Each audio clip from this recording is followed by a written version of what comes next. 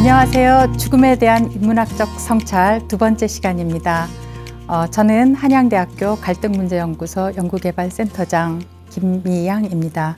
지난 시간에 저희는 죽음에 대해서 알아봤어요. 오늘은 죽음에 대해서 알아본 이후에 이제 나에게 남겨진 시간들을 어떻게 마무리할 것인지를 한번 알아보도록 하겠습니다. 어떻게? How?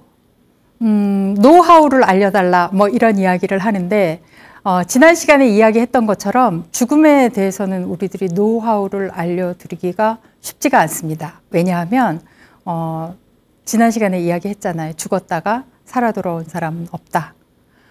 누구에게나 오는 죽음이지만 언제 어디서 어떻게 죽을지 모르고 그리고 그것을 경험해 볼 수도 없고 누군가 대신해 주지도 않는 것이기 때문에 우리가 과연 어떻게 죽음을 맞이할 것인가, 어떻게 아름답게 마무리를 할 것인가. 그렇지만 그럼에도 불구하고 우리들이 무엇인가 할 때 왜 이것을 해야 되는지 생각을 했다면 어떻게 하는 것이 좀 더 효율적이고 좋을 것인지를 생각해 보는 것은 굉장히 중요한 일이라고 할 수가 있겠죠. 왜 제가 제목을 아름다운 마무리, good end라고 붙였는가 하면요. 누구에게나 시작이 있고 끝이 있습니다. 죽음이 바로 끝이 아닐까 하는 생각을 했기 때문이에요. 물론 지난 시간에 이야기했듯이 죽음 이후에 내 삶이 있다라고 생각을 한다라면 그런 분들은 끝이라고 생각하시지는 않으시겠죠. 그러나 저의 경우에는 이번 생의 삶은 죽음으로 끝이 난다라고 저는 생각을 하고 있기 때문에 나에게 다가오는 죽음을 나는 지금부터 어떻게 잘 마무리할 것인가를 생각하자는 차원에서 여러분들에게 아름다운 마무리라는 제목을 가지고 함께 이야기 나누자고 이렇게 간곡하게 요청드립니다. 이제 이런 질문을 드리려고 해요. 어떻게 사는 것이 잘 사는 것인가요? 아이들에게 물어봐요. 어떻게 하면 좋아? 그럼 잘해야 되죠. 이렇게 얘기를 하는데 그 잘이라는 것이 사실은 굉장히 쉽지가 않은 이야기죠. 어떻게 사는 것이 잘 사는 것인가요? 하고 누군가 저에게 묻는다면 저는 이제 제 나이가 이만큼 되었으니 건강하게 사는 거요. 그리고 두 번째로는 뭐 가족들과 화목하게 사는 거요. 또 제가 알고 있는 사람들과 좋은 관계를 유지하는 거요. 그리고 제가 하는 일에서 아직은 그래도 성과라고 하면 너무 목표 지향적인 것이 아니라 제가 하고 있는 이런 일들에 제가 조금씩 참여하면서 열심히 하는 거요. 뭐 이렇게 이야기를 할 수 있을 것 같아요. 어떻게 사는 것이 잘 사는 것인가요? 여러분들 스스로에게도 한번 질문을 던져보시겠어요? 어떻게 사는 게 잘 사는 거지? 사람마다 다 대답은 다를 거라고 생각을 해요. 제가 생각하는 잘 사는 것과 여러분들이 생각하는 잘 사는 것은 분명히 다를 것이라는 생각을 합니다. 그렇기 때문에 뭐 누구와 옳다 그르다 이렇게 이야기할 수 없고요. 그래서 스스로에게 질문을 던져보는 것이 정말 중요하고 가끔 내가 잘 살고 있나? 하고 여러분들이 스스로에게 질문을 던져보는 것은 나의 잘 사는 삶을 위해서 굉장히 중요한 질문이 아닐까 하는 생각에서 이런 질문을 한번 여러분들에게 던져보았어요. 오늘은 이 강의 들으시고 여러분들 스스로에게 이런 숙제 한번 해보시죠. 나는 잘 살고 있나? 어떻게 살아야 할까? 자, 그래서 굿 라이프. 최인철 그 서울대학교 교수님께서 행복대학이라는 것을 만들어서 제가 교사 시절에 열심히 공부를 했었어요. 왜냐하면 아이들에게 공부를 왜 해야 하지? 아이들이 저에게 묻는다면 행복한 삶을 위해서 공부를 해야지 라고 저는 답을 할 수 있을 것 같았거든요. 그리고 행복한 삶을 위해서 하는 공부가 반드시 우리가 알고 있는 지식적인 공부 이런 것들이 아니라 뭐 내가 이런 일을 하면 기쁘다면 그 일을 해야 되고 그렇기 때문에 그런 것들을 우리가 커다랗게 공부의 범주에서 놓고 본다면 굉장히 중요한 일이기 때문에 저는 개인의 행복한 삶에 많은 관심을 가지고 어떻게 하면 사람들이 행복한 삶을 살 수 있을까를 쭉 탐구하다 보니 오늘 여기까지 오게 된 것이 아닌가 하는 생각을 해요. 그런데 요즘 더 많은 관심을 가지는 단어가 바로 해피 라이프보다 굿 라이프예요. 해피해 하는 해피라는 형용사를 떠올릴 때 생각할 수 있는 해피함과 굿한 상태는 사실 조금 다르잖아요. 그래서 저는 이제 누군가와 이야기할 때 해피라이프 굉장히 중요하지만 앞으로는 굿 라이프를 나는 추구하고 싶어 하고 이야기를 해요. 그럼 과연 굿 라이프란 무엇인가? 내가 굿한 상태가 되기 위해서는 나에게 다가온, 나와 늘 함께 하고 있는 작은 행복들을 찾아서 내가 행복해지는 기술을 연마하는 것. 그래서 내가 행복한 삶을 사는 것이라고 첫 번째 이야기할 수가 있어요. 그리고 두 번째는 우리가 뭐라고 하죠? 쾌락 이런 것들. 물론 즐거움 굉장히 중요하죠. 우리 뭐 할 때 즐거운 일을 해야 되잖아요. 저도 즐거움을 추구하는 것을 굉장히 중요하게 생각을 하지만 그 쾌락만을 위한 것이 아니라 쾌락 플러스 뭔가 의미, 미닝풀한 그런 일을 하는 것이 중요한 것이 아닌가. 그래서 같은 일을 하더라도 일을 하고 난 이후에 의미가 있다면 훨씬 더 가치 있고 보람 있고 그리고 행복감이 훨씬 더 커지더라고요. 아주 뭐 사소한 예인 것 같지만 제가 강의를 했을 때 제가 한동안 교도소의 재소자들을 위한 분노조절 강의를 여러 교도소를 많이 다녔었는데 그 강의를 듣고 사실 2시간 정도의 인성교육 짧은 교육이지만 2시간 정도를 듣고 마지막에 강사님의 강의를 들으면서 정말 제가 앞으로 어떻게 살아야 될지 짧게나마 생각해보는 시간이 되었어요. 감사합니다라는 이야기를 들으면 굉장히 뿌듯하고 흐뭇하고 내가 먼 길을 잘 왔구나 하는 생각이 들더라고요. 그래서 우리들이 이렇게 뭔가 의미 있는 삶을 산다는 것은 굉장히 개인에게 굿 라이프라는 생각을 하게 하지 않을까 하는 생각을 해요. 그리고 요즘 이 시대를 살아가는 대한민국에 정말 필요한 단어 품격. 품격 있는 삶을 살아가는 것이 필요하지 않을까 하는 생각을 합니다. 제가 교사 시절에 아이들에게 항상 구호로 외치게 했던 두 단어가 있습니다. 품위와 우아. 점심때 학교 식당에 아이들을 인솔해서 걸어가면 뭐 병아리 삐약삐약처럼 중등 학생이었으니까 제가 품위 하면 저희 반 아이들은 우아 하면서 따라가요. 3월 달부터 4월 달까지 한 달, 2달 정도를 제가 아이들과 함께 하면 신기하게도 그 아이들은 다른 반 아이들처럼 막 뛰어서 식당에 가지 않더라고요. 품위 있고 우아하게 걸어 다녀라 그러면 아이들이 품위, 우아. 그리고 아이들이 막 소란스러울 때 선생님이 좋아하는 두 단어가 뭐야? 그러면 품위와 우아예요. 이런 이야기를 하던데 품위 있고 우아한 삶을 살기 위해서 나름대로 노력은 하고 있답니다.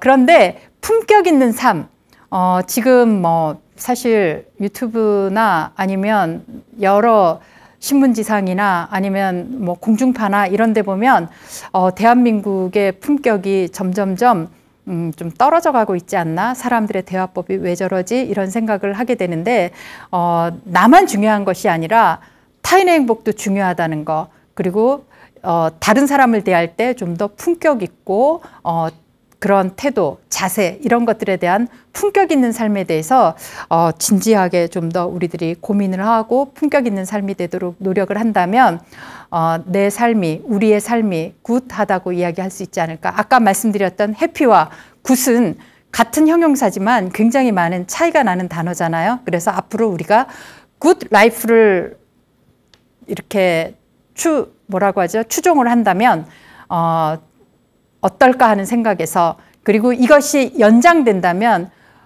good ends, 내 마무리를 좀 잘하고 싶어. 화장실에 가끔 가면 그런 이야기 써 있잖아요.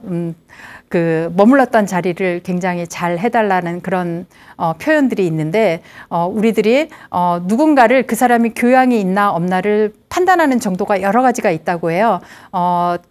예를 들면 좀 자기보다 신분이 낮은 혹은 지위가 낮은 그런 사람들을 대하는 태도라던가 그리고 공중 도덕이라던가 이런 것들을 지켜보는 것, 제 시간을 지키냐 뭐 이런 것들을 보는 것들이 있는데, 남들이 없을 때 자기가 머물렀던 자리를 정리하는 수준도 평가를 해본다고 하더라고요. 큰 차원에서 내 삶을 한번 생각을 해본다면 내 삶을 막 어질러펴 놓고 그냥 떠나는 것이 아니라 내가 그것을 잘 마무리하고 떠난다면 내 삶이 품격이 있었다라고 스스로도 생각할 수 있을 것이고, 내 마지막을 지켜보는 가족들이라던가 친지들에게 떠나는 것도 참 아름답게 떠났네, 이런 이야기를 들을 수 있지 않을까 하는 생각을 합니다. 그게 뭐 중요해? 이렇게 생각하시는 분들은 사실 이 강의를 더 들으셔야 될 거라고 저는 생각을 해요. 어제 제가 TV를 봤는데 80 되신 어르신께서 정원을 가꾸시더라고요. 굉장히 곱고 아름다운 노인이라는 생각이 들었어요. 그런데 그 꽃밭이 얼마나 아름다운지. 그런데 제가 보다가 깜짝 놀란 것은 나리꽃에 가득 박혀있는 진드기를 손으로 살살 털어서 그것을 손으로 비벼서 떨구어 주시면서 하시는 말씀에 제가 깜짝 놀랐어요. 이 나리꽃이 진딧물로 쌓이게 되면 숨을 못 쉬고 죽게 된다라는 이야기를 하시더라고요. 제가 아까 말씀드렸죠. 어디선가 저는 깨달음과 성찰을 하는 편이라고. 그때 저에게 커다란 깨달음이 왔어요. 내 삶을 갉아먹고 있는 진딧물이나 이런 것들은 없을까? 그것들을 내가 깎아내려서 없애서 좀 더 아름답게 피어나야 되지 않을까, 이런 생각을 했는데, 여러분들 가끔 여러분들을 이렇게 흔들리게 하는 그런 진딧물과 같은 생각들은 조금은 없애고 맑고 깨끗하게, 그래서 잘 정제된 삶을 살아가면 어떨까 하는 제안을 감히 드려봅니다. 우리 노년시대는 과거에는 없었던 새로운 노년시대라는 평가를 받죠. 제가 하고 싶은 것이 있는데요. 내년에는 캠핑카 하나를 사서 캠핑을 떠나볼까 해요. 우리나라의 아름다운 산하도 다 보지 못했는데 외국 여행만 다녔구나, 이런 생각이 들어서 캠핑카 하나를 사서 떠나고 싶다는 바람을 가지고 있고 버킷리스트에 써놨는데 가능하면 이루려고 노력하려고 합니다. 그리고 가운데 있는 사진은 사실은 정말 제 사진이에요. 제가 설령희 선생님께서 헤비타트 작년 자선쇼의 마지막 피날레 무대에 서는 영광을 저에게 주셨어요. 요즘 시니어 모델들이 많다고 하던데 제가 모델이 되고 싶어서 했던 것은 아니었고, 이 나이에 하는 뜻깊은 행사니까, 그래도 저에게 주어진 자리니까 즐겁고 기쁜 마음으로 섰던 기억이 나는데, 저렇게 하나의 사진으로 추억으로 남길 수 있어서 굉장히 저 나름대로는 그런 기회를 주신 그 선생님께 감사함을 담고 있고, 또 저런 것을 도전하는 그런 노년들이 많은 새로운 세대라는 것을 알려드리고 싶어서 저 사진을 선택했어요. 그리고 또 한 가지 제가 버킷리스트에 써둔 거예요. 시니어 어학연수를 떠나보는 거죠. 몰타라는 도시가 굉장히 아름답대요. 제가 아는 분이 몰타에서 어학연수원을 하는데 최근에 트렌드가 시니어들이 굉장히 많이 온다고 하더라고요. 귀국했을 때 잠시 만났을 때 나도 몰타로 어학연수를 가야겠다. 거기 가면 좋은 점이 유럽을 굉장히 가깝게 다닐 수 있다고 하더라고요. 그래서 어학연수도 하고 유럽 여행도 한다면 정말 좋겠다. 근데 가려면 한 3달 정도를 비워야 되니까 뭐 경제적으로나 시기적으로나 지금 좀 재고 있는 중인데, 가능하다면 그 지인이 있을 때 가서 지인 찬스도 좀 이용하고 좋은 시간을 가졌으면 좋겠다라고 생각을 하고 있었는데, 제가 강의를 하다가 버킷리스트를 한번 써보세요 했더니 누군가가 시니어 어학연수를 몰타로 가고 싶어요 해서 굉장히 반갑고 기뻤던 그런 경험이 있습니다.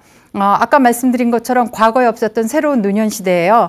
굿 라이프를 추구하는 우리들입니다. 그럼 과연 굿 라이프에서 추구해야 될 것이 여러 가지들이 있는데, 아까 말씀드렸던 것처럼 행복한 삶, 그리고 품격 있는 삶, 가치 있는 삶, 이런 것들을 위해서 우리들이 어떻게 한번 추구를 해야 될까, 이야기를 나누어 보도록 합시다. 그러기 위해서는 지금 내가 어느 자리에 서 있는지 한번 점검을 해보는 것이 굉장히 중요하겠죠.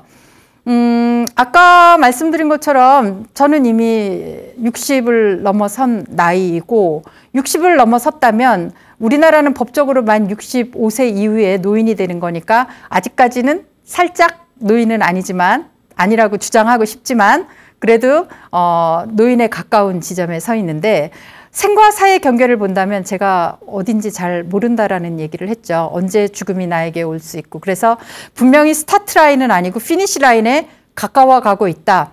그러면 봄에 농부가 씨앗을 뿌리고 여름에 열심히 그 뜨거운 볕에 잡초를 제거하고 수확물을 만들기 위해서 노력하고 그것이 가을이 되어서 거두어들이듯이 이제 그리고 겨울의 소멸의 시점에서 그 나무들이 잎을 다 떨구고 겨울을 잘 버티듯이 나는 어느 지점에 서 있는지를 한번 확인해 보는 것이 중요하겠죠.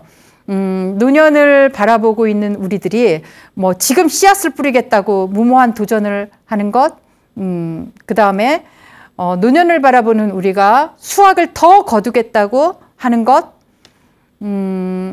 아까 얘기했듯이 우리는 가을에 이제 활짝 핀 아름답게 물든 나무로서 좀 더 남은 삶을 다른 사람들에게 비춰주는 것이 어떨까? 이런 생각을 해보는 것. 그런데 다가오는 추운 겨울, 쓸쓸한 겨울을 나는 어떻게 준비할 것인가를 생각해 보는 것.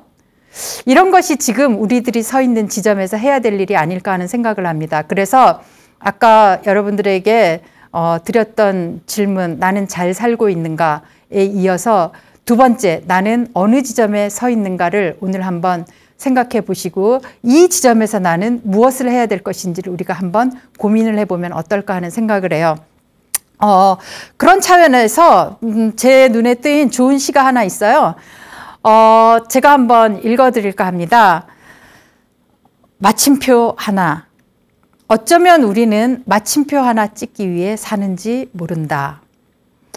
삶이 온갖 잔가지를 뻗어 돌아갈 곳마저 배신했을 때 가슴 깊은 곳에서 꿈틀대는 건 작은 마침표 하나다. 그렇지, 마침표 하나면 되는데 지금껏 무얼 바라고 주저앉고 또 울었을까? 소멸이 아니라 소멸마저 태우는 마침표 하나. 비문도 미문도 결국은 한 번은 찍어야 할 마지막이 있는 것. 다음 문장은 그 뜨거운 심연부터다. 아무리 비루한 삶에게도 마침표 하나. 이것만은 빛나는 희망이다. 문장을 쓸 때 마침표가 없다면 어떻게 될까요? 그리고 행간을 띄워주지 않다면 그 문장을 우리들은 어떻게 읽어야 할까요?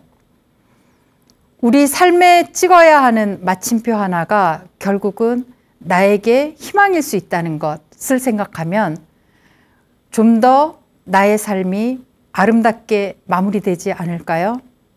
여러분들은 마침표를 어떻게 찍고 싶으신가요? 자, 그래서 우리들은 그 마침표를 잘 찍자, 굿 엔드 하자, 이렇게 제가 감히 제안을 드린다고 이야기했습니다. 우리들에게 사용되는 많은 또 단어들이 있죠. well aging, 잘 나이 들고 행복하게 나이 먹고 아름다운 노년에 이르자. well dying, 잘 죽자. well dying 강의를 하시는 분들도 결국은 잘 살기 위해서 well dying에 대해서 이야기를 하죠. 그래서 죽음의 체험을 해봄으로써 지금 나의 시간이 얼마나 소중한지를 알고 죽음을 맞이하자. 이게 바로 well dying에서 하는 이야기가 아닐까 하는 생각을 해요. well aging이나 well dying이나 모두 다 어떻게 행복하게 나이 들고 지금 내게 남은 삶을 잘 마무리할 것인가. 그런데 왜 good end, 좋은 마무리, 이것은 좀 더 마지막 점에 방점을 둔다라는 거죠. 내가 주체적으로 자기 결정권을 가지고 잘 마무리할 수 있도록 good end 해보자는 이야기입니다. 자, 그러면 good end, 아름다운 마무리란 과연 무엇일까요?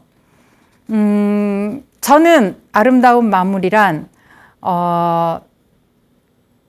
어느 순간이 되었을 때라도 내가 죽어도 후회할 것이 없다. 이런 순간을 만드는 것, 그런 것이 아름다운 마무리 아닐까 하는 생각을 해요.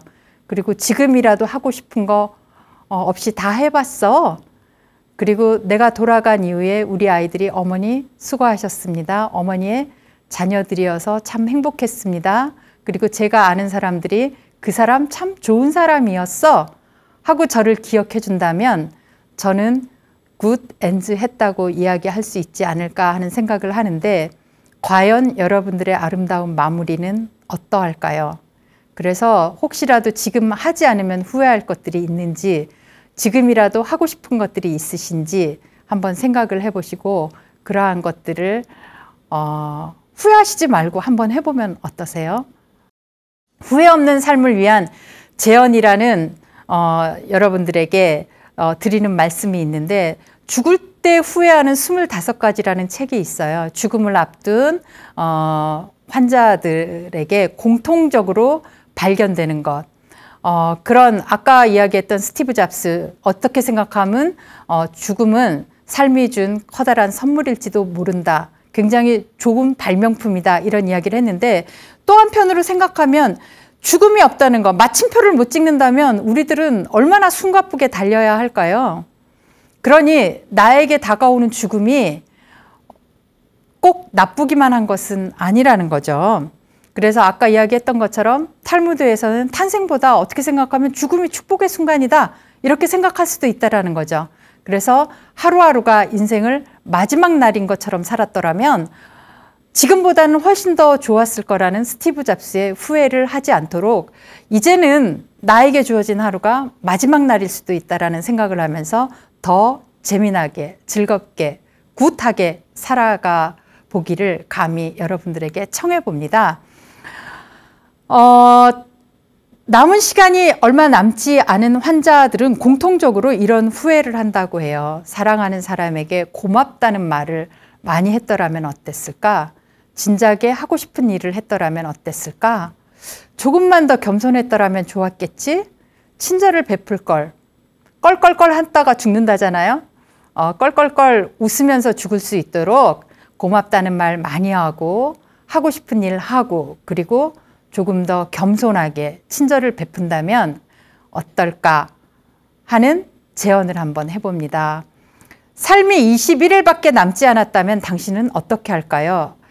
지난 시간에는 마지막 날이라면 어떻게 하시겠습니까? 하는 질문을 했는데, 왜 이런 질문을 하는가 하면, 대개 호스피스 병동에 들어온 환자들이, 호스피스 병동에 들어오시는 분들은 이제 통증 완화 치료를 하면서 죽음을 앞둔 분들이 들어오시잖아요. 대부분 21일 정도 생존하시다 돌아가신다고 해요. 그러면 내가 9988234가 아니라 병으로 죽을 수도 있다라는 가정을 하면서 우리들이 한번 어떻게 마무리할까를 우리들이 이야기를 해보면 어떨까 하는 생각을 합니다. 나에게 삶이 21일밖에 남지 않았다면, 그리고 내가 병이 들어있는 상태라면 나는 어떻게 할 것인가. 호스피스 병동의 환자들에게도 죽음을 앞두고 있지만 하루하루는 삶의 환희로 넘친다고 합니다. 가족들과 화해하고 이런 것들을 하는 과정들을 거치면서 가볍게 자신들의 여러 가지 삶에서의 무거운 점들을 내려놓고 가볍게 삶을 정리하고 떠나는 모습들을 지키고 있다고 하는데, 사실은 한국의 현실은 굉장히 막막합니다. 전 세계에서 항암제를 가장 많이 사용하는데요. 캐나다의 무려 11배, 미국의 4배, 그리고 연명치료를 3명 중 1명은 하다가 죽는 그런 현실.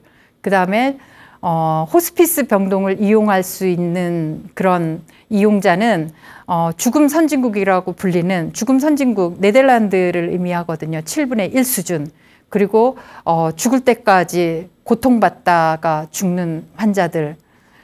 그 다음에 그렇게 함으로 인해서 떨어지는 삶의 질. 이것이 바로 죽음을 앞둔 환자들의 현실이라는 거죠.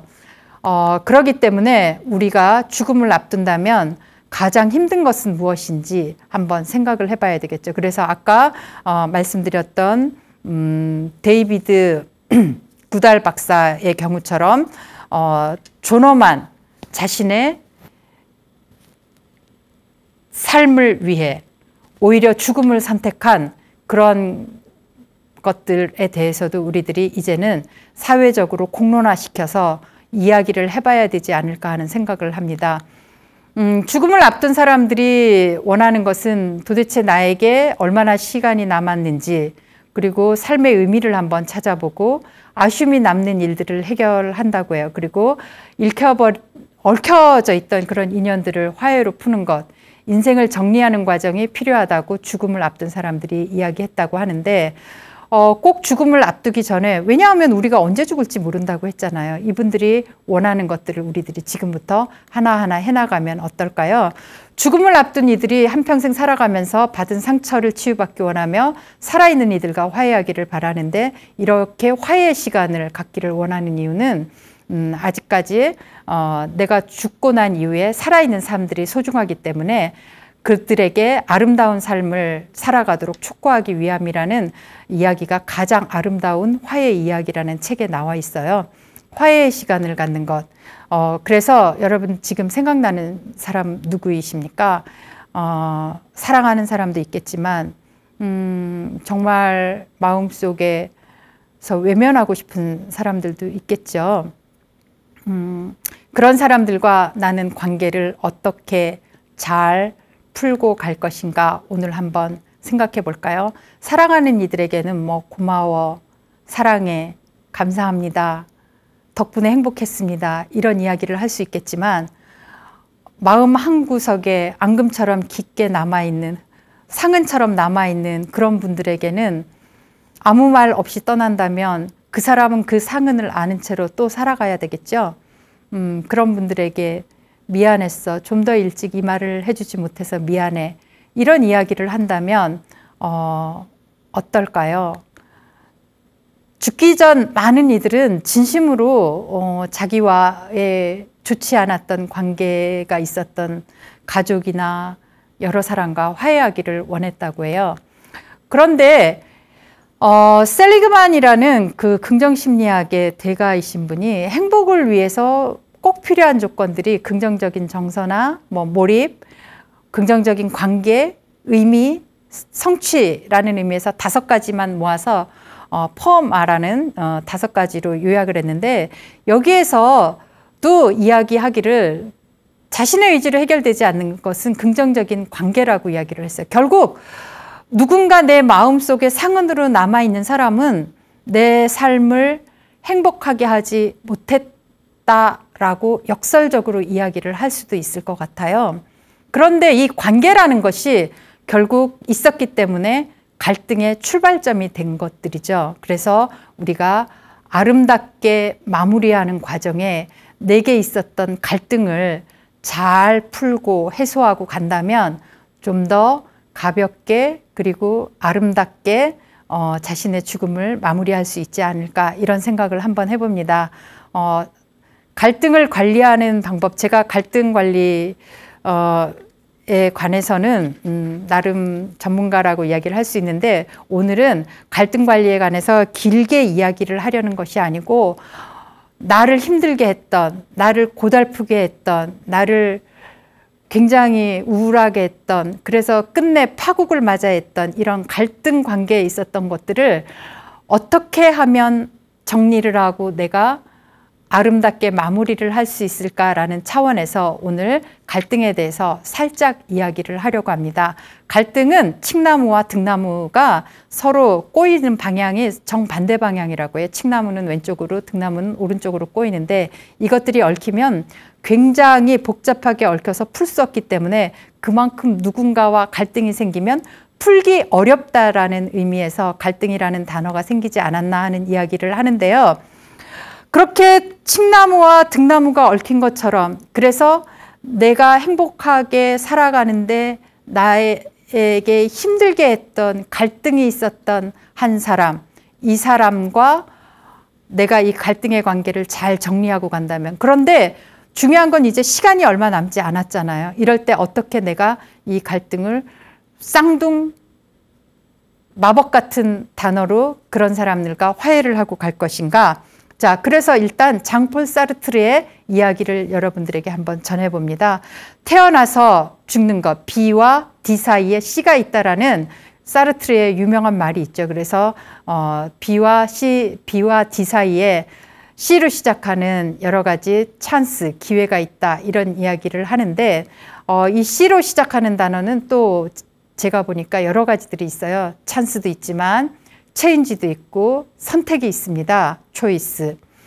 자, 여러분들에게는 이제 남은 시간이 얼마 없어요. 그러나 그 사람과 화해를 할 수 있는, 갈등을 풀 수 있는 기회는 아직 있잖아요. 더 중요한 것은 여러분들은 그것을 변화시키기 위한 선택을 하셔야 된다는 거죠. 남겨져 있는 사람들과의 관계를 어떻게 하면 잘 풀고 갈 것인가. 여러분들에게 있는 기회를 가지기 위해서는 여러분들의 마음을 변화를 해야 되겠죠. 그리고 선택을 하셔야 됩니다. 자, 여러분은 무엇을 선택하겠습니까? 그냥 미운 채로 남겨두고 가시겠습니까? 혹시 아니라면 나는 풀고 그리고 아름답게 잘 화해를 하고 가겠어 라고 한다면 이제 여러분들은 행동하셔야 되겠죠. 그래서 호스피스 병동에서 보면 굉장히 아름다운 화해의 장면들이 일어납니다. 그동안 내가 미안했어 하고 서로 부둥켜 안고 울고 이런 장면들이 많이 보이는데 미안해. 그리고 고마웠어. 미웠던 사람도 사실은 관계가 있었기 때문에 미워진 거지 그냥 미워진 건 아니잖아요. 그래서 그 사람과 좋았던 기억 이런 것들을 떠올리며 고마워, 감사해. 그리고 마지막으로 전하는 말이죠. 사랑해. 사랑이 꼭 우리들이 말하는 남녀 간의 그런 뜨거운 사랑이 아니라 인류애적으로도 우리들이 사랑해 할 수도 있잖아요. 그래서 미안해, 고마워, 사랑해. 한번 따라해 볼까요? 미안해. 미안했어. 그리고 고마웠어. 그리고 사랑해. 이런 아름다운 화해의 말을 한다면 어떨까요? 내가 생각하는 굿 엔딩이란 일단 제 이야기 먼저 말씀드릴까요?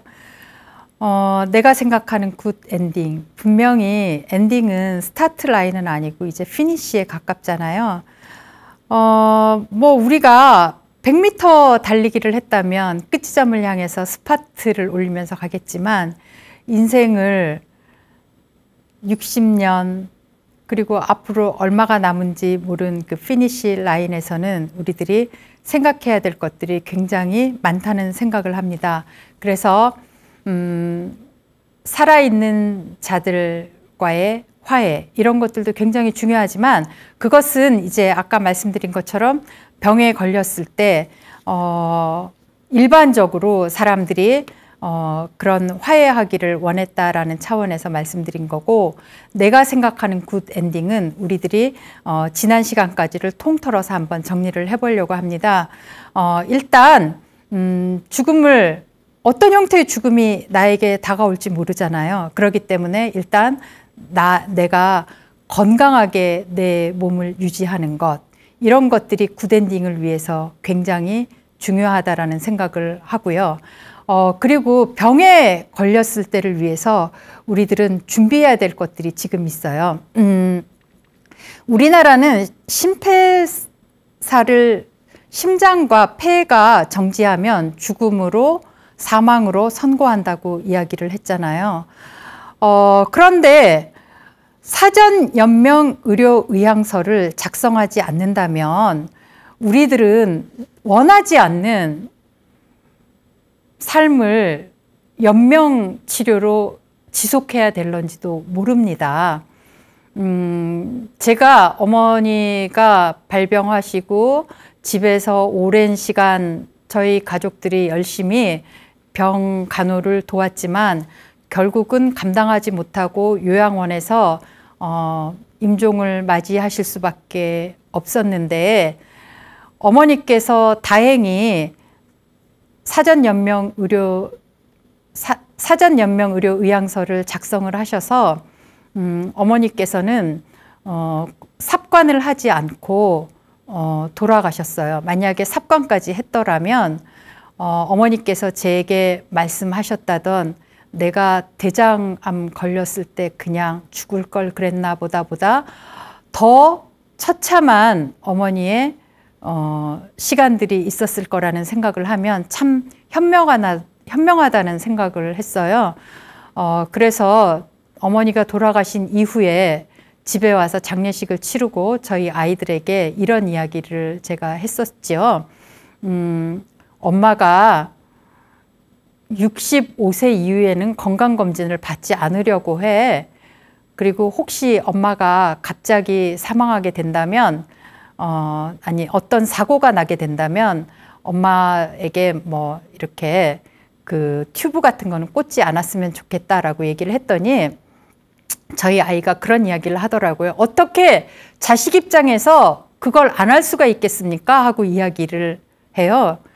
듣고 보니 그 말도 참 맞겠다 이런 생각이 들어서 제가 최근에 굿 엔드 플래너라는 교육 프로그램을 만들었는데 그 프로그램을 들으시는 분들과 저희도 사전연명의료의향서를 작성하기로 했어요. 그래서 지금 이제 수일 내로 저희도 가서 작성을 하려고 하는데 그때 제가 굉장히 커다란 그 깨달음이 오더라고요. 그래서 저희 아버지에게도 가서 사전연명의료의향서를 작성하시는 것이 굉장히 외람되지만 아버지 한번 생각해 보시는 것이 어떻겠어요 하고 이야기를 제가 조심스레 제안을 드렸는데 사실 자식의 입장에서 이런 제안을 한다는 것은 제가 말씀드린 것처럼 굉장히 조심스러운 일이에요. 그러니 우리들이 미리미리 스스로 사전연명의료의향서를 작성을 함으로써 내가 최소한 뭐 삭관을 한다던가 이런 굉장히 참담한 시간을 보내야 되는 것들은 미연에 방지를 해야 굿 엔딩 할 수 있지 않을까 하는 생각을 합니다. 그래서 뭐 안락사 이런 수준까지는 우리들이 생각을 하지 못하더라고요. 우리 친구들끼리도 사실 그런 얘기는 많이 하죠. 빨리 알약 몇 개 있어서 내가 준비해 두었다가 나에게 참담한 시간이 오면 그냥 먹고 죽었으면 좋겠어 이런 이야기를 하는데 이거는 그냥 우리들끼리 하는 이야기이지 공론화가 된 이야기가 아니잖아요. 그리고 함부로 할 수 있는 이야기도 아니고요. 그렇지만 최소한 사전연명의료의향서 정도는 작성하는 것이 바람직하지 않을까. 그래서 내가 생각하는 굿 엔딩에 최소한 내 남은 시간들을 참담하게 보내지 않는 것, 내 삶의 질을 떨어뜨리지 않는 것, 이런 것이 내가 생각하는 굿 엔딩이라고 생각을 해요. 여러분들이 생각하는 굿 엔딩은 어떤가요? 이것은 개인마다 다 차이가 있기 때문에 오늘 여러분들이 또 정리를 한번 해보시기를 권해드립니다. 나는 나의 삶에 있어서 굿 엔딩의 지점을 이렇게 생각한다. 나는 이렇게 잘 마무리하고 싶은 부분은 이런 것이다 하고 정리를 해보셨으면 좋겠다는 생각을 해요. 존 러스킨이라는 사람은 이런 이야기를 했습니다. 죽음에 대한 준비는 단 하나밖에 없다. 그것은 훌륭한 인생을 산다는 것이다. 우리들이 훌륭한 인생을 살면 살수록 죽음은 더욱더 무의미한 것이 되는 것이며 그에 대한 공포도 없어지는 것이다. 죽음이 우리에게 준 답은 이것이 아닐까 하는 생각을 합니다. 준비를 해라. 훌륭한 인생을 사는 것이 결국은 유일한 답이다. 훌륭하게 잘 마무리를 한다면 죽음 자체가 결국은 무의미하게 되는 것이다. 그리고 그 공포도 없어지는 것이다. 이런 이야기를 하는 것이 아닐까 하는 생각을 합니다. 결국 나에게 남겨진 이 삶이 어떻게 의미로운 것이 될 것인가, 이것을 꾸준히 생각하는 것, 이것이 필요한 일이 아닐까 하는 생각을 한번 해봅니다.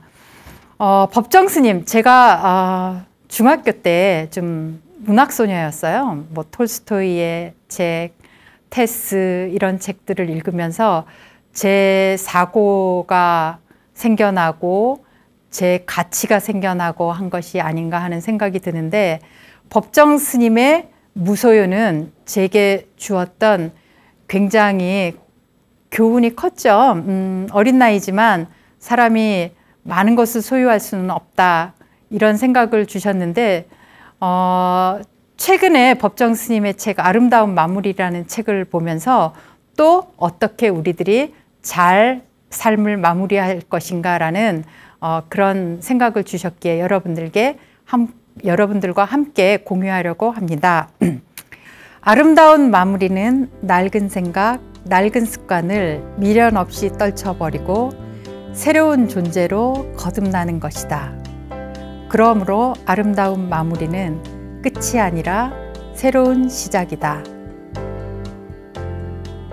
여러분들 어떠셨나요? 여러분들이 생각하는 아름다운 마무리, 그동안 가지고 있던 여러분들의 죽음에 관한 생각, 이런 것들을 떨쳐버리고 더 새로운 시작을 향해 나아가실 준비 되셨나요? 여러분과 이 긴 시간 동안 함께 이야기를 나누어서 감사합니다.